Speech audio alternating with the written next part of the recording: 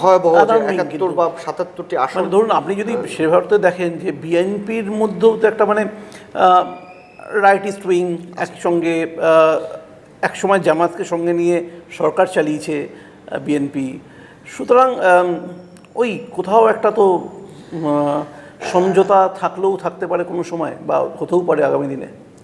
এটা অনেকটা ঠিক বলেছেন যে আমরা তো ২০০১ সালে দেখেছি যে জামাত বিএনপি একসাথে জোট সরকার হিসেবে রাজাকারদের হাতে মন্ত্রিত্ব তুলে দিয়েছিল।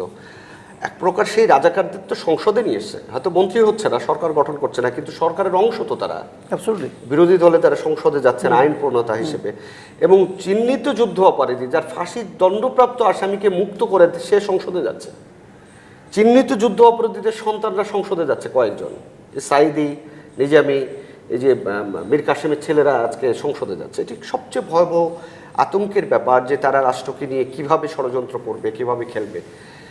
নিশ্চয়ই আমি বিএনপিতে অনেক মুক্তিযোদ্ধা আছেন। বিএনপি নিজে যিনি প্রতিষ্ঠা করেছিলেন জিয়াউর রহমান সাহেব, তিনি একজন বীরুত্তম মুক্তিযোদ্ধা, খেতাবপ্রাপ্ত মুক্তিযোদ্ধা।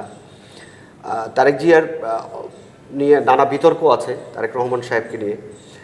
নিশ্চয়ই তিনি ১৭ বছর দেশের বাইরে ছিলেন, ইংল্যান্ডের মতো একটি জায়গায় ছিলেন।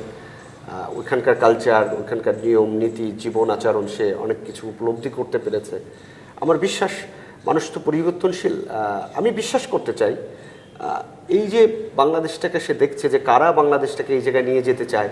তাদের বিগত দিনে যেভাবে বাংলা ভাইয়ের উত্থান হয়েছিল, ৫১৭টি জায়গায় একযুগে বোমা বিস্ফোরিত হয়েছিল, সিনেমা হলে বোমা মারা হয়েছিল, রাষ্ট্রদূতকে বোমা হামলা করা হয়েছিল, প্রকাশ্যে মানুষকে জবাই করে ঝুলিয়ে টাঙিয়ে হত্যা করা হয়েছিল, যে জঙ্গিবাদের উত্থান হয়েছিল রমনার গোটামূলে আপনি জানেন যে উদিচিতে হামলা হয়েছিল। নিশ্চয়ই তারেক রহমান নিশ্চয়ই চাইবে না সেই স্মৃতিগুলো ফিরে আসুক বা সেই স্মৃতির ধারাবাহিকতা থাকুক। তিনি যেহেতু এবার রাষ্ট্রনায়ক হচ্ছেন, নিশ্চয়ই তিনি সেই জায়গা থেকে আমার মনে হয় নতুন জায়গায় রূপান্তরিত হবেন, এটা আমি বিশ্বাস করি এবং সেই প্রত্যাশা রাখতে চাই।